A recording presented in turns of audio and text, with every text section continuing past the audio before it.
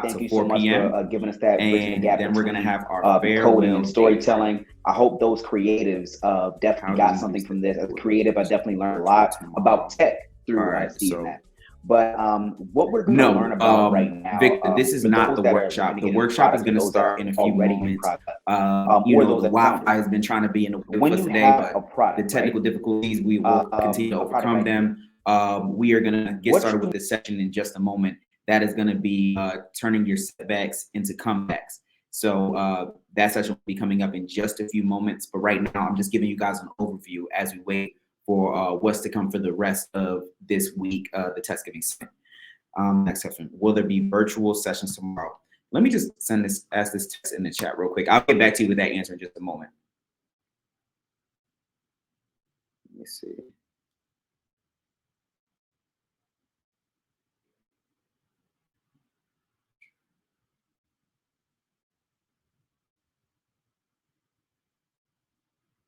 All right, so I'm gonna get back to you with that answer, Roxanne. I promise you, I'll let y'all know if tomorrow's sessions are virtual. I know that for sure Friday's sessions are virtual, but I just don't want to give you any false, answers. So I'm gonna ask, that's the team and make sure. Um, how do we use the expo functionality online? Let me just double check real quick.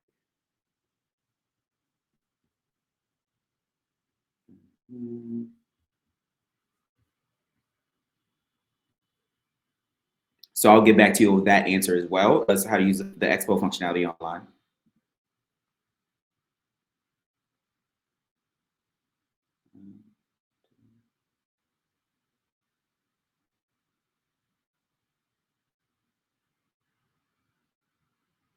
One moment.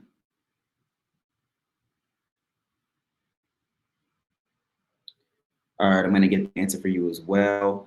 And the virtual sessions, I'm going to have the Techsgiving team send a link in the chat for you as far as the virtual sessions. There's a link, once again, the link to access that, and you'll be able to just log in just like you are right here. And then you'll be able to just see for the entire day. And of course, it's going to be all in one room on Friday. So we'll be able to just keep everything flowing for the entire day. You'll get to pop in for Yannick's DJ sessions and all the other workshops throughout the day. So you'll be good to go. And I'm just waiting for the answer. One more.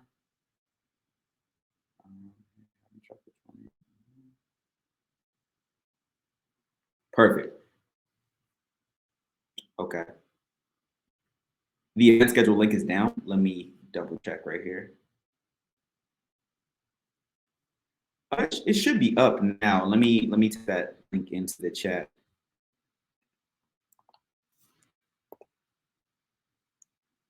All right, I'm waiting to get those a few answers for y'all about the virtual sessions tomorrow, and then as far as the expo.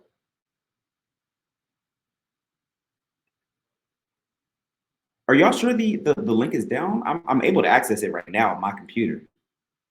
But I'll let the team know. But is it down for everybody? Because I'm able to access it on my side on my computer. And I don't have any special access either.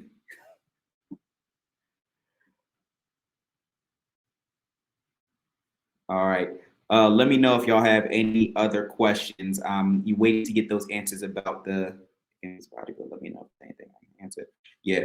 All right. So yeah, let's here as well to answer any questions that you all have. And so one question, yeah, the one question that we do has is tomorrow gonna be virtual as well?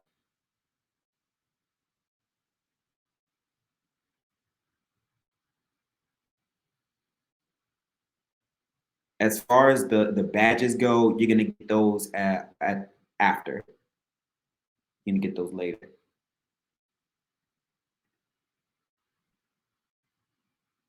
Perfect. All right. So to answer the question about tomorrow, tomorrow will be virtual on the main stage. You'll be able to access the main stage only. We're gonna have workshops going on in different rooms, but any workshop that's gonna be on the main stage, you'll be able to answer that. You'll be able to watch that. There will be streams on the main stage. Okay. And then I believe I had one more question that need to be answered. Let me see.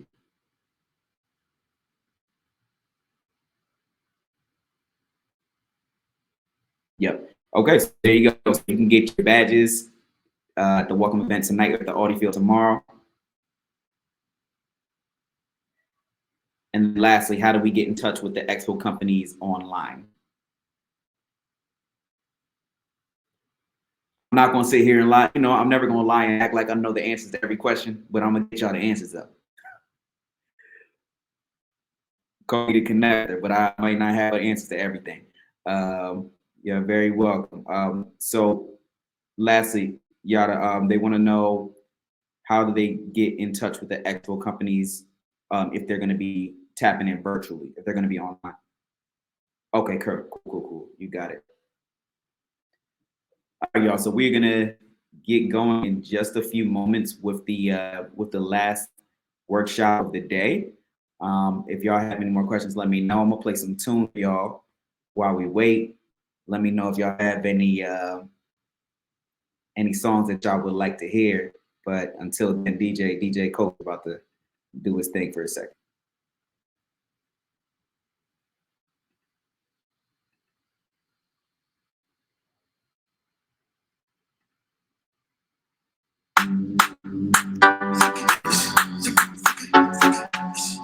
Damn, this is what Mark. Give it to them. Hey, look, hey, give it to them. Come on, hey, give it to them.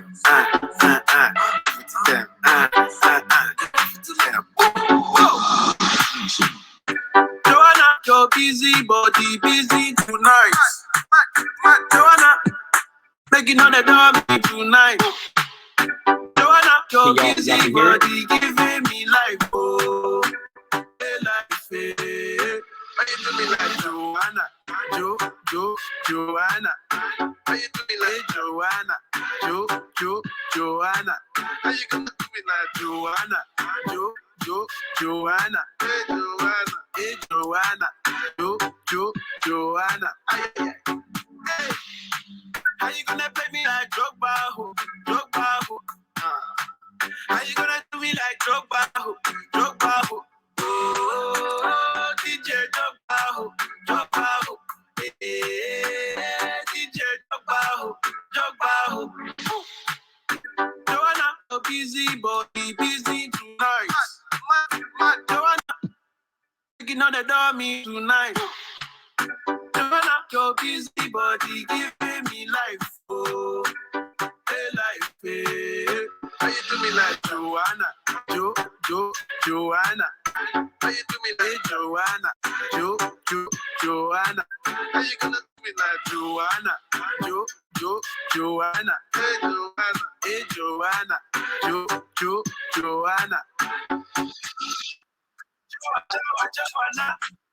Why you do me just like that? I go give you all my loving. Love me too, I love you back. Joanna. You be the man, sugar.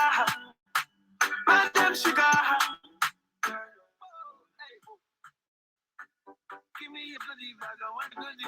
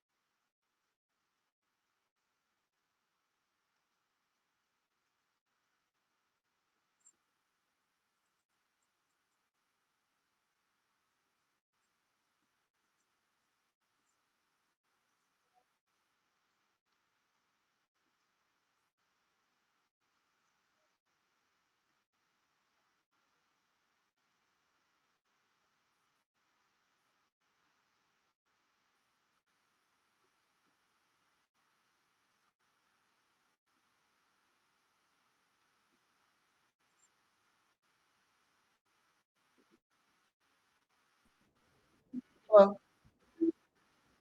Hello? Can you hear me? Hello? Hello? How do I manage? 1 second. You gonna make me dance?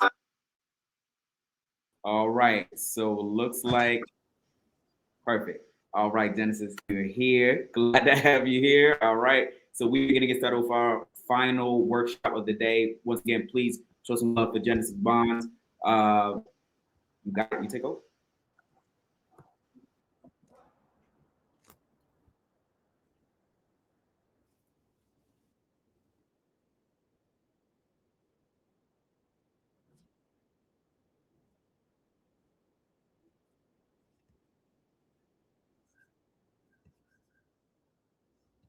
Awesome. Thank you so much. I'm hearing myself like as an echo, a little bit delayed, so that's a little bit strange.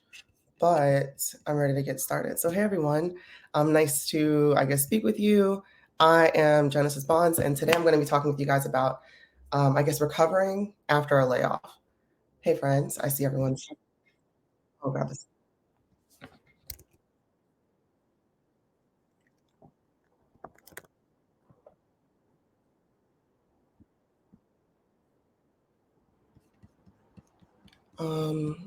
Okay, I'm sorry. This is very, very strange. I don't see all I see on one screen. I'm not sure if you can even hear that delay, but um, I don't know. I guess I'm gonna talk into the ether right now, and we'll see what happens because I'm not seeing the chat on this one, this screen. But anyways, so today I want to talk with you guys about what it's like once you get laid off from a tech role, and then obviously how to get a new role. And just keeping yourself positive throughout the entire process. So at the moment, I am pulling up, or again, trying to figure out why this is happening this way, but it doesn't really matter. Let's just get into it. All right. So I'm going to share my screen. Okay.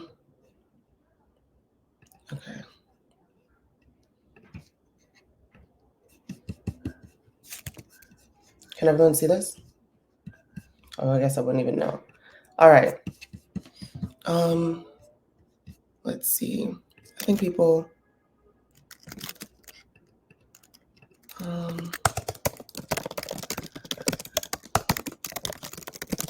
So I can't see the chat, so just bear with me. I'm going to ask my Techsgiving team to text me. I can see text messages, and I only see the private chat, just so you guys can hear me. Thank you. There's no echo. Okay, thanks. So let's get into it.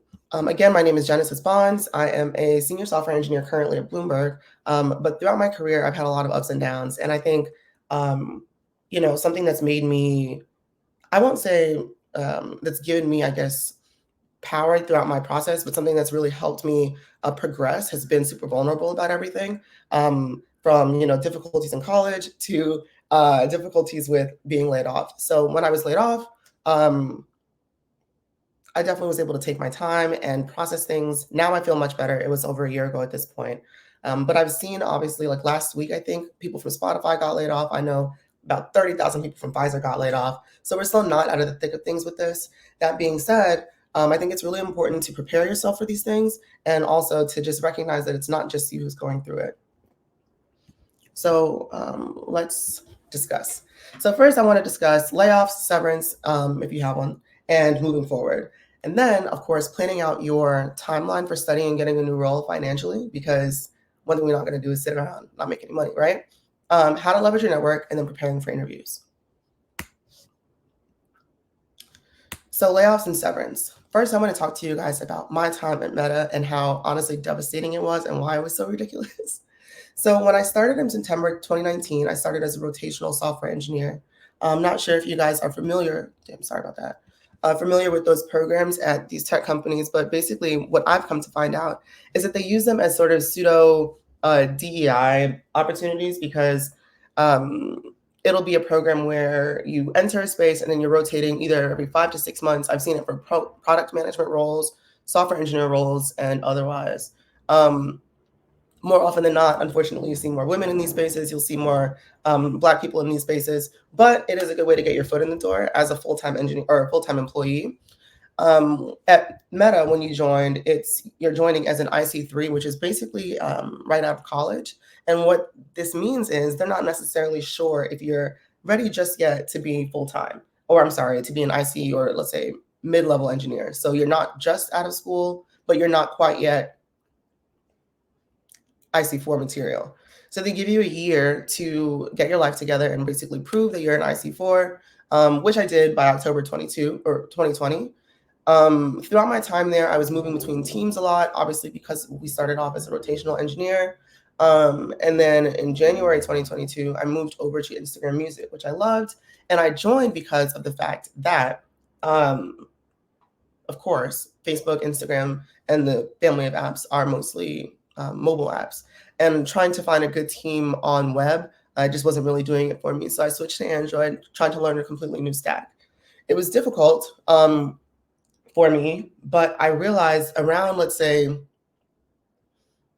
I don't know, midsummer that, I was on track, was meeting expectations okay. And around September 2022, I was asked to speak at the Women in Engineering Conference, which I thought was really interesting, given that by November 9th, 2022, I was receiving an email while I was working in the morning that I was laid off.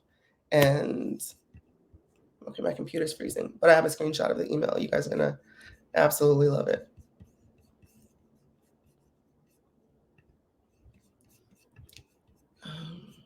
Please hold.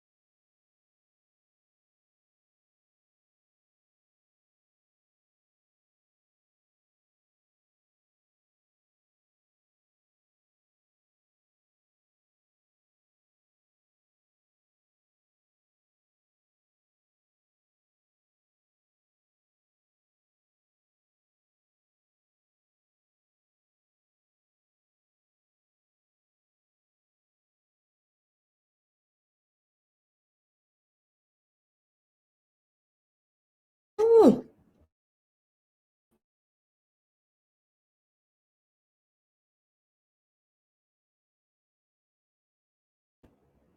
Sorry.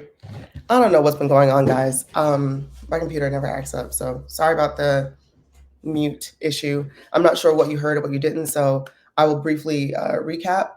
And what I was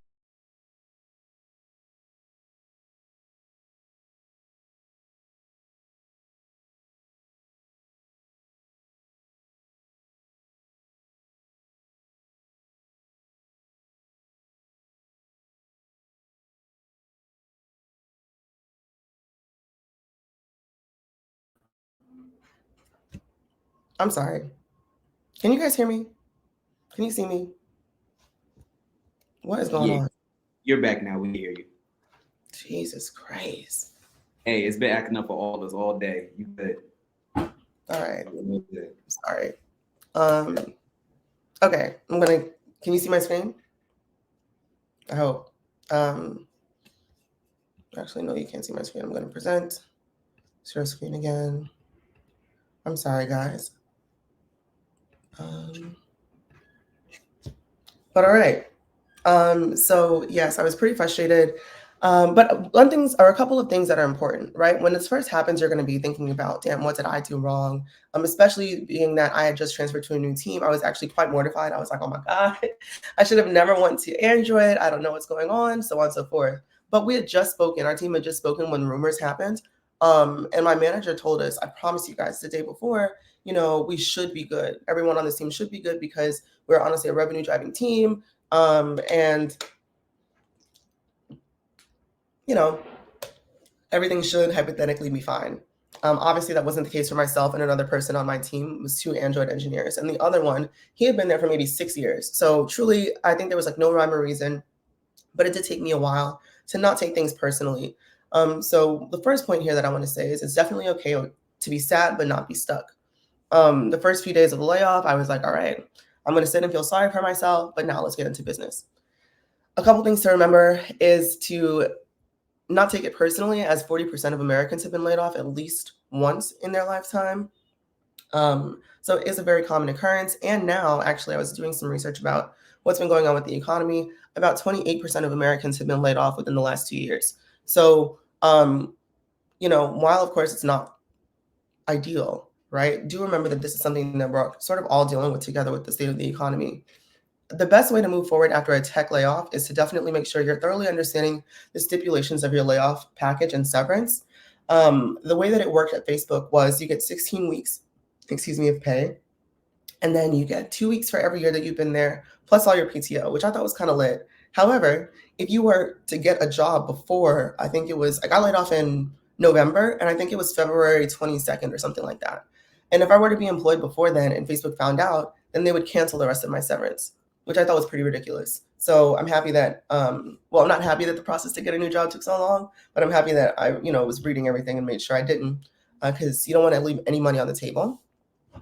Before you send back any company devices, make sure that you're looking through your old projects, because sometimes, especially when you're dealing with all this, work grief and the stress and this anxiety, you may not remember everything that you've done. So if possible, if you still have access, you have anything local, go through everything that you've done. I wouldn't say downloading files because it's probably illegal, but make sure that you're going through anything that you have on your computer to make sure that you can summarize, all right, from this quarter to this quarter to this quarter, this is what I accomplished, because that'll be super important moving forward for your interviews. Again, for me, vulnerability brought comfort, and I don't think that it's the case for everyone. I do know that when it first happened, there's things in the news about Facebook layoffs. So I got texts from people who I haven't heard from in years, right? Like, oh, Jen, I just want to check on you. Like, no, babe, you don't want to check on me. I would say that's not even vulnerability. That's just protecting your space. But don't feel the need to make some fancy, dramatic LinkedIn post. I will say that, we'll get into that actually, but definitely protect your peace. Make sure that you know who you can speak to about things. And, again, don't impulse buy everything you see online. That's very important. And take a few days to be mad at the world, but then it's time to get back to business. So in that vein, how do we plan our financial timeline? What you should do first is just make sure that you're looking at, okay, what are your bills right now? Do I have things that are unnecessary? At one point my family's plugged for the Netflix, Hulu, Disney, all that stuff, which honestly I still am. But at the time I was like, okay, which ones can I cut back on? Do I need to be Ubering everywhere? Do I need to be going out right now? Because I don't know when I'm going to be able to get a new role. And taking the account into market, it's really, at first, I thought, all right, I'm going to November, be sorry for myself. December, start making a plan and start studying. January, what I was going to do was, continue studying. And then I was going to start interviewing in February. I didn't start studying until really January, to be honest. And to me, if I look back, that's one regret I have, because there were so many things when I was interviewing where I was told, hey, you're good for this role, but right now our bar is up here. There are layoffs going on every month, and the market is definitely super saturated. So make sure that you give yourself the best shot when it comes to interviews. Applying for unemployment benefits can definitely help you sustain yourself over the time.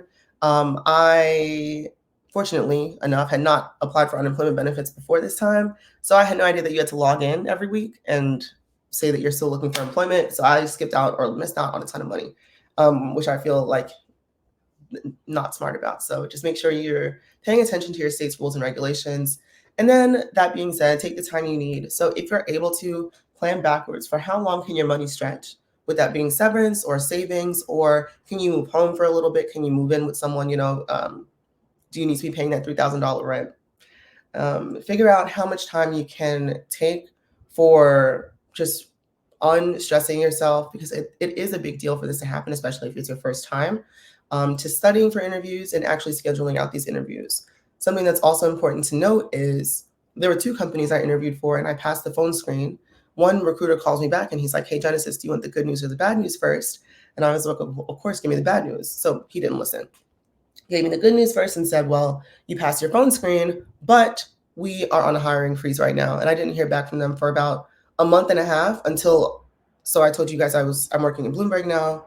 I heard back from him the same week that I was interviewing in Bloomberg. So I didn't even do their full on-site because also personally, I don't think it makes too much sense to get laid off and then go work at a company that just had layoffs.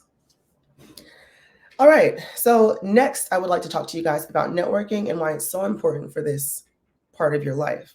There are so many people who are rooting for everybody Black, and you want to tap into that, okay? So first and foremost, I think the easiest thing to do is just be social on social media, right? We do a lot of talking about whatever the case is, but I think it's really the best time when you're on social media to start joining different, let's say, Twitter spaces to, of course, be a part of Black Tech Twitter, but there's so much more than that. For example, if you guys are here right now, you should all be in the Techsgiving Discord. There's also, of course, Render Atlanta Discords. There's Baddies in Tech Discords. I also joined, which I found to be super helpful, this Black Algorithm Study Group. It was a Discord where I think I can, if anyone reaches out to me, if you reach out to me via LinkedIn, if you're looking for different networking opportunities, I can probably get a link for you to join. Please hold. But I found that someone introduced me to that group. Then it was really cool because 2 days a week, it was all free. There's no membership. There's no anyone who's doing it. It's just people who love algorithms and want to learn and love Black people. So 2 days a week, they send out a problem that they'll be going over. And then as a group, everyone works together to solve these coding data algorithm problems. I loved it. And I thought it was really helpful. So there's spaces like that all the time on socials. Make sure that you're leveraging who you know and increase the what you know. So attending networking events, I think that I've been reached out to via LinkedIn from people from JPMC, from honestly from Bloomberg before I was at Bloomberg, and from a ton of different companies just by expressing interest in the company on LinkedIn. There's that, there's the Meetup app, there's of course events like this. I think that what will help you guys first start feeling confident talking with people again, because of course interviews are all about selling yourself. So networking is honestly still part of interview prep. But if you attend these networking events, you don't know who you'll meet and how they can put you in front of different eyes. So do your best to attend. I think what's a very reasonable ask is at least 2 events a month while you're preparing for your new role. Keeping your LinkedIn active is incredibly important. I'm not sure if you guys have seen this new wave of LinkedIn influencers. I don't know what's going on, but everything is influency these days. I would say a healthy place to be is between that and never, let's say closer to the LinkedIn influencer actually, but just make sure that you have a profile picture, a nice headshot. Make sure that you have a list of the things that you've accomplished at every role, not just we did this, of course. How can you sell yourself on LinkedIn? I think a strong bio is also very important. But as you're learning, as you are meeting new people, as you're attending events, make sure you're making regular posts to increase your reach and to ideally get your page in the eyes of different recruiters. And lastly, don't forget about your alumni network in various organizations. I went to Duke University. I'm also an AKA. Throughout this time, I was able to lean on my sorors. I was able to lean on my Duke Black alumni in New York network. And honestly, even through those organizations, I've been able to, one, meet up with people who are willing to sit down with me and mock interview me, and also just reach out to people about different roles that I wasn't necessarily sure I could, let's say, explore, right? Because for a while, as I was thinking about studying for these interviews, and I was struggling about graph problems, so on and so forth, I was like, ugh, do I even like coding anymore? Do I want to go into developer advocacy? So I was able to speak with some wonderful people about developer advocate roles and realize I'm just frustrated. I do like to code and I'm going to stick with this. But either way, make sure that you're reaching out to the people who are in your network. So I've been wanting to speak with a lot of people about this. The do's and don'ts of leveraging your network, right? As you attempt to network with different people, it's really, really important to make sure that you're doing the right thing and making sure that people want to speak with you, right? I think there are great ways to network and there are ways that maybe not the best. How much time do I have? If someone can let me know, I don't know when the session ends. But anyways, so good idea is to reach out to people who are in the field that you're in and not just people in tech, right? I've had people reach out to me for cybersecurity stuff. I love, myself. I do think I'm a very smart person, but that doesn't mean that I know everything about everything, and neither does anyone else, right? So you want to reach out to people who you know have expertise in the things that you're curious about. And if you don't know what you're curious about, if you don't know what you want to go into, right? If you are exploring new roles, still reach out to different people for those things. And I think, actually don't have that much time. So either way, I'll leave it at that. Come up with specific questions for the person you're meeting with. So when I met with the person who was a developer advocate, I didn't just say, hey, tell me about yourself. Tell me what you do. I was saying, hey, you used to be a software engineer and now you're a developer advocate. What skills did you take from software engineering to translate into developer advocacy? And do you she knows me. So I was like, do you feel like this would be something that I could do? What is the work-life balance between these things compared, so on and so forth. So definitely make sure that you're coming up with specific questions for these people. You want to make it as easy as possible for someone to meet up with you. What that means is don't just say, hey, I would love to talk with you sometime. You let me know when you're free. You let me know this. No. What you should do is, hey, I'm free, or would you spend 15 minutes speaking with me, right? You want to send them a Google invite link. You want to send them the calendar, or if you want to meet up in person, make sure that you're coming up with where you guys are going to meet, so on and so forth. You want it to be as seamless as possible because you're not going to pay this person. And ideally, you're not saying, hey, do this for me and I'll do this for you, right? That sort of is disingenuous. You want people who are going to pour into you, but of course, with minimum barrier to entry. Something that's also important is to take notes of the people you're reaching out with. I am a huge fan of Notion. In the coming slides, I'm going to show you guys the Notion boards that I have and that I've used. But in one of my Notion, well, if you're not familiar with it, it's Notion. It's an application that is effectively like a project management app. You can take tons of notes. It's really, really nice. And there's tons of templates online. But you want to take notes of the people you're meeting with, the date, if there are any action items, because you don't want to reach out to that person again, to speak with them again, and they told you to do 3 things before you reach out and you didn't do it, right? Because then you look very unserious. So make sure that you're taking notes of things to do. Bad ideas, of course, as you see, how do I break into tech? Cold emails with people you have no idea about to say, hey, tell me what you did to get here, or anything like that. It's really important to make sure that you're not asking someone to do basically career consulting for free, because it might rub them the wrong way. And lastly, I think it's really it can be frustrating if you're reaching out to someone with small talk, just pretending you want to speak with them again. And then, 30 minutes into the conversation, it's, oh, hey, by the way, can you refer me for this, right? Obviously, you want to make small talk with people, and it's not just about what they can do for you, but it's really important to ask people, if you're going to do that, ask people for what you want up front and then check in, because it can seem disingenuous. Okay, so interviews, how to get them, how to keep track of them, and how to pass them. I think it's really important to understand what kind of study materials work best for you. So some people are more visual learners. You're going to need your videos, you're going to need lots of pictures, you're going to need to see how things are happening with diagrams, so on and so forth. Whereas other people, maybe you want to read all the time, you don't want to hear anybody talking to you, you want to listen to music while you study. You need more written content. Throughout my time of interviews, I don't even know how many websites I've explored or shared passwords with people to see, okay, is this worth me spending money on, so on and so forth.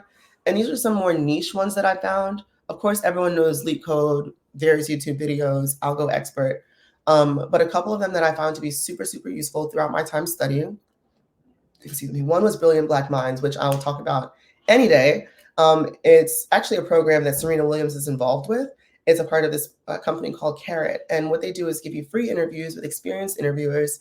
And the great thing about it is that if you do well enough on your interviews, those can actually qualify you, or they count as your phone screening for some companies that they're partnered with. So after a few interviews there, I was actually qualified to interview for Amazon Prime Video and Citibank.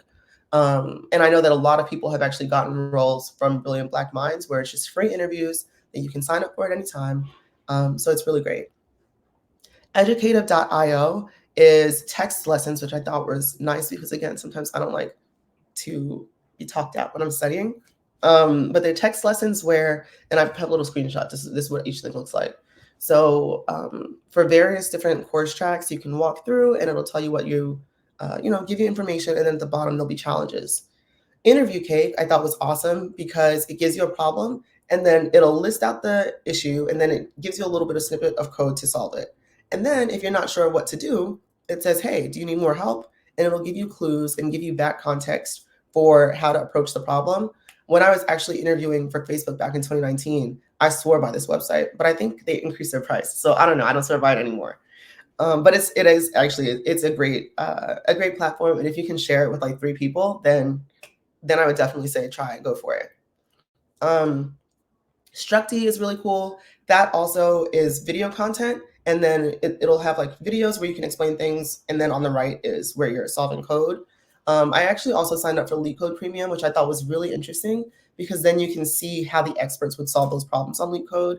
And you should, of course, be doing LeetCode problems very frequently. And again, if anyone has any questions about interview process, I have a bunch of notes that I keep, so you can reach out to me on LinkedIn later. Oh, last thing I'll say actually is this point. Don't get too many courses if you're not someone who finishes them because it's really important that you're actually thinking, okay, do I like video content? Do I like written content? And then stick with maybe one thing for the coding challenges and then maybe one for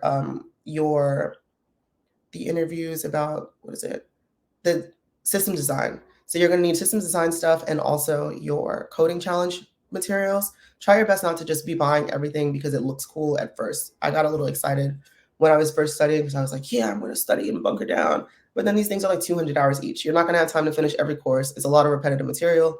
Just figure out which one is the best for your learning style. So treat interviews like your finals, right? You want to make sure that you have a study guide that is going to be comprehensive, that's going to be easy to keep track of, and that you're willing to go back to, right? The last thing you want to do is be taking notes when you're reading all these things on loosely paper and never see it again, right? Also, you don't want just one large document that's not organized at all. So this is Notion. Again, I love it. I'm obsessed. I have this template where actually I just made, I think I just made this template. But either way, for every topic of, let's say, areas that I studied, I made sure that I took some notes. I have different sources that I used. And I think one last piece that I'll say about studying for these software engineering interviews is to make sure that you're not just doing problems where it's like, okay, I'm going to study heaps. I'm going to study stacks. I'm going to study arrays. The really important thing to do is make sure that you're understanding approaches for these problems, such as the sliding windows, the 2-pointer problems, the sorting and sorting, right? Because these are approaches that you're going to take to solve very complex problems or very simple problems. But you want to be able to look at this problem and say, okay, this is something where I'm going to need to analyze the largest or the sum or something like that over a sliding window, right? Being able to point those things out and communicate those through your interviews is going to let the interviewer know that not only are you prepared, but you can notice patterns and apply them to more complex problems. But again, I would say whatever you use to make your notes, make sure that you're keeping them organized and that okay, I'm going to go through this for 3 days. I'm going to go through this topic for 3 days, and give yourself exams and make sure that you're going back to solving these old problems once you feel like you've mastered them. So landing and nailing the interviews. I have a story that I feel like is great, honestly. So I was interviewing at Airbnb, and one of my friends who graduated from school with me, very, very smart guy, he majored in math and econ and had never done any coding professionally, but he went to a boot camp and paid like a ton of money for it. And I was just like, okay, this is very scary to me, right? Like in these waters of everyone getting laid off, this person just paid all this money to be a software engineer. I'm really scared, whatever. He couldn't get in front of a recruiter, but I know this person, I know that they're very smart, and he joined the Black Algorithm Study Group that I mentioned to you all. He joined it, and within like a month, he's here leading the discussion. So I was like, okay, he'll be fine. I connected him with my Airbnb interviewer. This man is currently making $300,000 as his first role, which I'm not sitting here advertising is going to happen every time, And of course, like I said, he was killing the interviews and has corporate experience from other things. And obviously Airbnb can afford to pay people a lot of money, but I think it's really important he leveraged his network, and I was able to connect him with an interviewer, right? But you don't know what is on the other side of just a conversation. So that being said, I was saying, regardless of how impressive your interview or your LinkedIn is, unfortunately, the recruiters won't always come to you because, again, the market is so saturated. So make sure that you're networking and leveraging your connections, and also going out on a limb and just applying for any job you see. I was applying for jobs at Peloton and CVS, like CVS corporate, of course. But yeah, just make sure that you're putting yourself out there, and make sure you're keeping track of your interviews. So I have this interview tracker Notion board, once again, that I thought was really useful in order to make sure I'm keeping track of what kind of interview this was. What was the problem? How did I feel like I did? And how can I improve for the next time? Oh, and I guess that's it. So I wanted to make sure, I'm not sure if there's any questions, but I'm done at 3:15. If someone, I'm not sure. If anyone has a question, you can feel free to ask. But yeah, I just wanted to make sure that I went over some of the things that really helped me get a new role. Another thing that I actually want to mention, if there are no questions, is that a lot of these companies have cool off periods. So if you interview with them, you may not be able to interview again for like 6 months, right? That being said, what you want to do is make sure that you enter the space prepared. So I didn't interview when I first started studying, because I didn't want to, of course, ice myself out of a potential role. So there's one question. I'll wait for that. But it's important to make sure that you are speaking with your recruiter to say, hey, because as a senior engineer, you're more often than not going to interview with a particular team. So I interviewed with Bloomberg for one team, and then I actually didn't get that role. That was a time where I thought I killed the interview. And my sourcer said, you did well, but the way that the market is, the team TL said, a tech lead, said that she's good, but maybe not for a senior role right now. And then I interviewed for a different team and actually was able to start working at Bloomberg, which I was happy about. So, it's important to stay motivated and to make sure that you are spacing out your interviews to recover and recuperate from them. Okay, so Kofi says there's a question. All right. So first of all, you did an amazing job. Thank you for being vulnerable. Thank you for giving us a tech level up masterclass, because there was just so many different areas to keep yourself busy, whether you are laid off or just even if you're still working. There's ways to just prime yourself for your next role. Now, the first question that we do have for you is, what is your advice on the best way to reach out to hiring managers and recruiters? Hiring managers and recruiters, I would say don't reach out to hiring managers, to keep it a stack. A lot of times they can be a little bit, if you have no connection with them, you're going to want to reach out to recruiters and technical sources. Those are the people who, of course, are the people who are going to get you into the pipeline. Many times, or I would say maybe if you want to connect with them on LinkedIn or start commenting on their posts, maybe so they can see your name, that's one thing. But many times if you have no connection with a hiring manager, they're not going to be the person who's saying, hey, let's put this person in front of the role, right?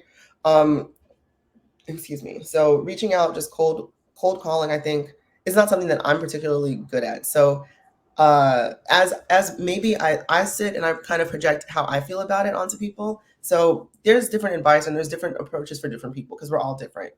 But I would say the approach that I would give is to put yourself in positions to meet these people. So again, you should be looking at online. There's recruiters are typically posting about roles that are open.